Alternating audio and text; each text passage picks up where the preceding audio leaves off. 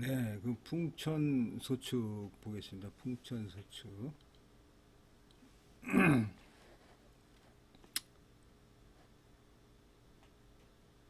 자, 육사입니다. 육사. 육사. 이게 그림이 잘못됐군요. 풍천소축이니까 이렇게 돼야 되는데 잘못됐습니다. 네 번째 육사입니다. 육사가 오로지 있는 음이죠. 음이니까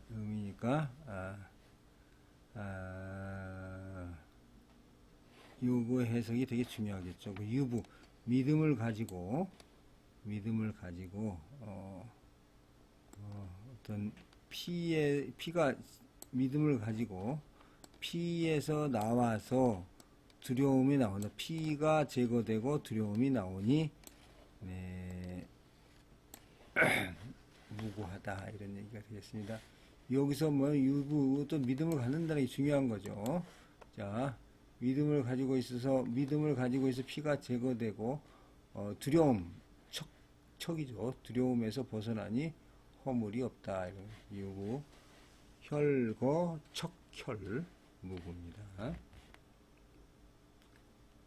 자, 자 주자입니다. 주자는 한 개의 음이 여러 양을 막아서 본래 다침과 우려와 두려움이 있는 것입니다. 그러나 유수남으로 올바름을 얻고 중심을 부으며 손께의 주인으로서 두 양이 도우니 이는 정성이 있어서 해가 제거되고 두려움에서 벗어나는 상입니다. 허물이 없음이 당연합니다. 그래서 점치는 자가 이러한 덕이 있으면 허물이 없다. 자, 양이 도와주는 거죠. 그래서 해가 제거되고 두려움에서 벗어나는 상이다. 자, 피라는 것은 양이 음을 침범함을 말합니다. 사요가 사묘를 타고 있으니 가까워도 서로 조화를 이룰 수 없으니 사묘는 나아가려고 힘쓰나 막상 육사 본인이 맡고 있어 장차 침범을 당할까 두려워하는 것입니다. 임금의 위험이 가득한데도 미천한 신하가 임금의 욕망을 저지함이 있는 것은 정성으로 감동시켰기 때문입니다. 이렇게 저는 해석을 하고 있습니다. 이거에 대한 정의천 해석 보겠습니다. 정의천 주석입니다. 역전에 나와 있는 주석입니다. 육사는 추계 때에 군주와 가까운 자리에 있어서 군주의 욕망을 저지하는 자이니 만약 정성이 있으면 구호가 맞은 마음으로 믿어서 그의 저지를 따를 것이고 괴 홀로 한 음이 여러 양을 저지하고 있습니다. 여러 양의 뜻이 육사에 매여 있으니 육사가 만일 힘으로 저지하려고 한다면 한 유가 여러 강을 상대하니 반드시 상해를 당할 것이요 오직 믿음을 다하여 응한다면 감동시킬 수가 있습니다. 그러므로 상해가 멀어지고 위태로움과 두려움을 면하는 것입니다. 이와 같이 하면 허물이 없을 것이고 그렇지 않으면 애를 면하지 못할 것이니 이는 유로서 강을 제지하는 방도입니다. 임금의 위험으로도 미천한 군사가 군주의 욕망을 저지함이 있는 것은 정성으로 감동시켰기 때문입니다. 이렇게 주석을 하고 있고, 자, 이 부분에 대한 왕부지 주석 보겠습니다. 믿음이 있다. 유부 혈거 척출무구입니다. 자, 믿음이 있음이라는 것은 구오효의 신임을 받는다는 의미다. 육사가 구오효의 신임을 받는다는 의미다. 육사효와 구오효가 음양이 서로 다른데도 믿음이라고 말하는 것은 구오 상구효의 두 양이 합하여 손꾀를 이루고 이 양들은 음의 교화를 따르기 때문입니다. 그러므로 소축이라고 하니 이 교에서는 음양이 다른데도 믿습니다. 이 육사효는 전적으로 양들을 길러내는 일을 하는데 손꾀는 들어감에 덕을 지니고 있기 때문에 구효는 육사효와 함께 하여 서로 믿고 받아들입니다. 그리고 이 육사효만 유독 양과 다름에 대해 의심하지 않고 맡깁니다. 이에 육사효는 능히 외로운 음으로써 학계인 건께의 씩씩한 행위를 그치게 하니 양들은 실로 그들에게 자신을 맡겨 길러지게 되는 것입니다. 그래서 이 육사효에서 비록 구삼효와 서로 어긋나서 전쟁하는 상이 있기는 하지만 다툼으로 끝맺지는 않습니다. 이것이 피비린내가 사라지게 하는 것이며 두려워하여 벗어나니 하는 두려워함으로부터 벗어난다는 의미가 되겠습니다. 지금 이 육사효는 부드러움으로써 부드러움의 자리에 있으면서 오로지 양들 속에 들어가지 않음을 두려워합니다.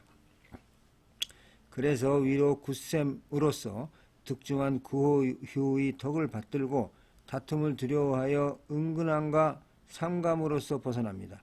이는 길러냄의 도에서도 더욱 훌륭한 것입니다. 그래서 맹자는 임금을 길러냄에 무슨 잘못이 있으랴 하고 있습니다. 이는 허물이 없음을 말하는 것입니다. 이건 맹자 양해왕평에 나오는 겁니다. 양해왕은 그때 제나라 경공인데 경공은 국가도 잘 다스리려고 하면서도 개인적인 또 이 즐거움 뭐죠 이런 탐욕의 그 포부가 있어요. 이거 두 개를 다 할 수가 없는데 두 개를 다 할 수가 없어서 그거 이제 안영이 이제 나중에 그걸 갖다가 이제 좀 하는 그런 에피소드가 바로 그 맹자의 지금 에피소드가 되겠습니다. 자, 그 다음에 자 구호효입니다. 유부연여 부의 기린입니다. 유부 믿음을 가지고 믿음이 있어서 연결을 해서 부유함으로 부의 기린 부유함으로 그 이웃을 좌지우지한다. 부유함으로 그 이웃을 좌지우지한다. 유부연여 이게 부라는 건 믿음이죠. 믿음으로써 연결하여 부로써 그 이웃을 좌지우지한다.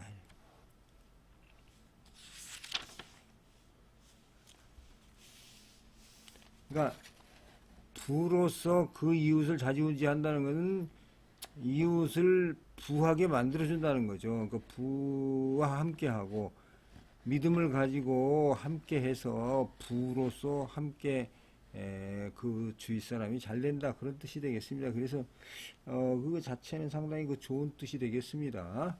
주자의 해석 보겠습니다. 주자는 여기에 대해서 상깨이체인 손깨의 세계효가 힘을 모아 건깨를 막으니 이웃의 상입니다. 구호효가 중에 거하고 있어 존위에 있어 그 기세가 좋아서 능히 훌륭한 일을 할 수 있어서 상하를 겸하고 있습니다. 그러므로 믿음이 있어서 연결함이 견고하여 부유하고 후덕한 힘을 써서 그 이웃을 좌지우지하는 상이 됩니다. 이는 춘추의 235의 이와 같으니 좌지우지 할 수 있음을 말합니다. 점치는 자가 믿음이 있으면 이와 같이 할 것이라 이렇게 주석을 하고 있습니다. 점괘가 좋은 게 형께라는 거죠. 자, 소축이라는 것은 여러 개의 양이 하나의 저지당에서 모이는 것입니다. 오가 중정으로 존위에 거하여 믿음이 있으니 양들이 모두 합니다. 구호가 반드시 끌어당겨서 더불어 함께 구제할 것이니 이것이 부유한 이웃이 그 이웃을 도와주는 겁니다. 군자가 소인에게 공공을 당하고 올바른 사람이 여러 간사한 사람들에게 매장당하면 아래에 있는 자는 반드시 윗사람을 잡아 끌어 함께 나아가기를 기약하고 위에 있는 자는 반드시 아랫사람을 끌어당겨 힘을 함께 해야 합니다. 자, 이거에 대한 왕부지 선생 주석 보겠습니다. 왕부지. 믿음을 가지고 연결한다는 거죠. 연대를 맺고 있음이라는 것은 결합하여 있으면서 놓지 않는다는 뜻입니다. 이는 여호하고 비슷한 의미가 됐습니다. 그래서 구호요는 굳셈으로서 득중하여 양의 덕이 지금 한창 풍부해지고 있으며 그리고 손깨의 한 몸을 이루고 있는데 아래 육사효가 믿음직스러움으로 자신을 돕는 것과 더불어 양들을 길러내는 아름다움을 이루어내고 있습니다. 육사효도 그에 의지하여 부유하고 그 외로움을 우려하지 않는데 위 상전에서 말한 뜻을 합치시키다라는 것이 바로 그것입니다. 윗개의 외개인 손개는 음의 괴주입니다. 그러므로 구호연은 자신의 존귀함을 내려 그를 이웃이라고 칭하고 있다. 이렇게 설명하고 있고, 자, 이거와 관련한 정의천 주석입니다. 정의천은 소축은 여러 양이 음에게 저지당합니다. 오가 중정으로 존위에 거하였고 부신이 있으니 그 동류의 양들이 모두 응합니다. 그러므로 연녀라고 하였으니 견연하여 서로 따름을 이룹니다. 구호가 반드시 끌어당겨서 더불어 함께 구제할 것이니 이것이 부자가 그 이웃을 도와주는 것입니다. 구호가 존위의 세력에 거하였으니 이는 마치 부자가 그 재력을 미루어 이웃과 함께하는 것과 같습니다. 군자가 소인에게 공공을 당하고 적인이 여러 간사한 사람에게 고행을 당하면 아래에 있는 자는 반드시 윗사람을 잡아 끌어 함께 나아가기를 기약하고 위에 있는 자는 반드시 아랫사람을 끌어당겨 더불어 힘을 다해야 하니 이는 비단 자기의 힘을 미루어 남에게 미칠 뿐만 아니라 진실로 아래에 있는 자의 도움을 의뢰하여 그 힘을 이루는 것이다. 이렇게 주석하고 있습니다. 자, 그러면 보겠습니다. 다음에 자, 마지막입니다. 자, 상구가 되겠습니다. 상구. 기우 기처 상덕제 부정려 월기망 군자정흉 이미 비가 오고 비가 오고 그침은 이미 비가 오고 그칩니다. 그 다음에 상덕이라는 것은 뭡니까? 상덕이라는 건 덕을 숭상하여 쌓는 겁니다. 그리고 부인이 고든도리를 지키더라도 위태로우니 그 고든도리를 지켜도 위태로우니 달이 기망이면 달이 또 거기다 달이 또 부인이 고든도리를 지켜서 위험하고 그래도 좋고도 위험하고 달이 기망이니까 군자가 나가는 것은 흉하다. 자, 부인이 고든도리를 지키더라도 위태롭다. 달이 기망이니 군자가 나서면 흉하다. 이게 무슨 뜻일까요? 자, 이미 비가 오고 기우 기처 이미 그침은 덕을 숭상하여 쌓여 있는 겁니다. 근데 부인이 고든도리를 지켜도 위험하고 달이 기망이니까 군자가 나가는 것은 흉하다. 이렇게 되어 있습니다. 자, 자, 이에 대한 주자의 해석 보겠습니다. 멈추어 쌓임이 극에 달하면 쌓인다는 거죠. 소축이니까. 음양의 화합함이 이루어집니다. 그래서 이미 비가 내리고 그치는 상이다. 음의 덕을 높이고 숭상하여 가득 쌓이게 되니 그런 것입니다. 그러나 음이 양을 침범하였으므로 비록 바르지만 위태롭다. 그러나 음이 이미 성하여 양에 대항하니 군자가 또한 정벌하러 나아가서는 안 된다. 그 점이 이와 같으니 깊게 경계한 것이다. 이렇게 설명을 하고 있습니다. 자, 이에 대한 정의천 선생 주석 보겠습니다. 상구는 손께의 극으로서 괴의에 거하고 축의 종에 거했으니 저지함을 따라 그친 자이니 육사에게 저지당한 것입니다. 기우는 화함이고 기처는 그침입니다. 음이 양을 저지할 때 화하지 못하면 저지하지 못하니 이미 화하여 그치면 축의 도가 이루어진 것입니다. 대축은 쌓인 것이 크므로 극에 이르면 흩어지고 소축은 쌓인 것이 적음으로 극에 이르면 이루어지는 것입니다. 상덕제는 육사의 유손의 덕을 사용하여 가득 쌓아서 이름을 말한 것입니다.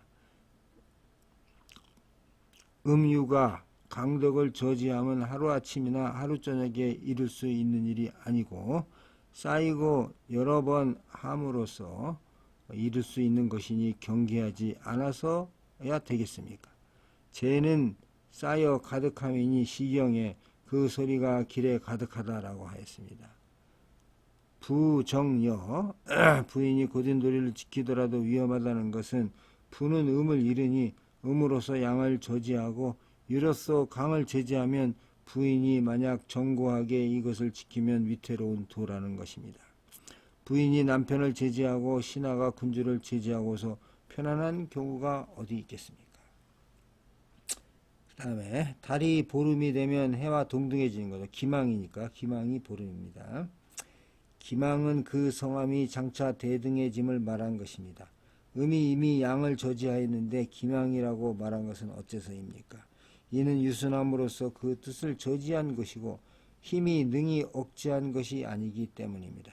그러나 그치지 않으면 장차 양보다 성해져서 흉할 것이니 기망에서 이를 경계하기를 부인이 장차 대등하게 되었으니 군자가 동하면 흉하다라고 한 것입니다.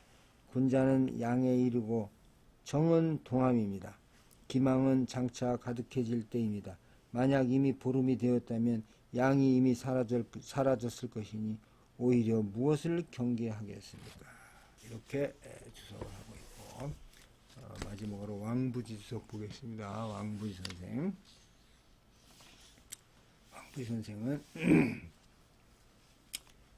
비가 그쳤다는 얘기죠. 이 소축계의 그 괴사에서 비로는 내리지 않으며 라고 한 것은 이 괴 전체의 상을 근거로 한 것입니다. 이에 비해 지금 이 상구효사에서 이미 비가 내림이라고 한 것은 이 효의 움직임을 근거로 말한 것인데, 상구효의 움직임이 이러하다면 그 발현한 작용이 변화했음을 보여주는 것이지만 그 전체의 동질성에는 영향을 미치지 않습니다. 이 괴의 육삼 효사가 사람을 묻다라고 하여 괴사에서 다른 것 때도 역시 이러한 원리가 자리 잡고 있습니다. 다른 괴에서도 마찬가지입니다. 이미 비가 내림이라고 한 것은 중첩된 굳셈들이 아래로 음을 덮고 있으니 비가 내어버린 것으로서 이는 음의 도가 행해진 것입니다.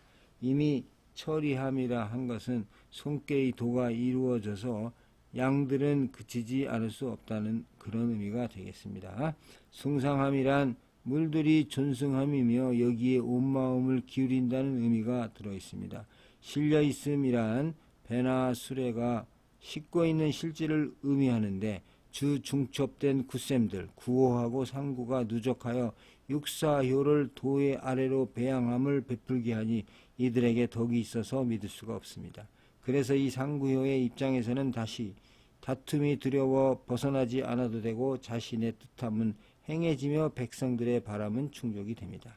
이 상구효는 비록 양이긴 하지만 몸은 손께의 일부입니다. 그리고 그 위 또한 음입니다. 그래서 부인이 되고 달이 됩니다. 그래서 부드러움이면서 굳셈들은 누적함이고 부인의 고든도리를 지키면서 서리발처럼 위험이 있습니다. 달이 온전하게 태양의 밝음을 받으면 보름달입니다. 여기서 양은 그 밝음이고 음은 그 달빛입니다. 그런데 지금 구호요와 이 상구요의 두 양이 겨우 미미한 음만을 노출하고 있지만 달이 보름달에 거의 가까운 상이니 또한 음이 왕성함을 말해줍니다. 군자라고 한 것은 부인에 대비시켜 한 말로서 장부를 의미합니다. 손께가 건께를 길러내면서 부드러움에서 시작하여 굳셈으로 끝이 납니다. 그것이 지금 이 상구효에 이르러서는 음이 덕이 있는 이를 옆에 끼고서 그를 내세우며 높은 자리를 차지하고 있음이니 군자로서 비록 가서 참여하고자 하나 그 통제를 받아서 반드시 흉하게 됩니다. 이는 황제의 어미가 자식인 황제의 직권을 대행함과 같습니다. 이러한 시기는 비록 덕을 상실함이 없다 할지라도 현명한 사대부가 참여하여 능력을 발휘할 시기는 아닙니다. 진번이나 사마운권, 소자첨 모두 이에 이러한 의미에서 어두웠습니다. 이들은 마침내 환난을 당하였다. 주역이 우리에게 경계를 주고 있는 점이 이렇게 심오합니다. 이러한 점으로 미뤄볼 때 허정이 음들이 누적되어 있고 굳셈이 제대로 날뛰는 시기에 도를 행하고자 했던 것은 흉함은 면하였다 할지라도 진실로 장구의 기상은 없다 할 것입니다. 아주 그 옛날 그 사례들을 여러 가지 거론을 하고 있습니다. 예, 소식도 거론하고 있고 여러 가지 거론하고 있는데 이것은 상당히 물론 하나하나 연구해보면 좋겠습니다만은 우리 주역 공부 시간에 이걸 연구할 수도 없고 춘추 옛날 과거 역사들의 에피소드에 대해서는 제가 기회가 되면 이 한비자라든가 이런 에피소드를 중점적으로 다루는 시간을 한번 가져서 그때 가서 설명드리도록 하겠습니다. 자, 이것으로써 소축계 마치겠습니다. 감사합니다.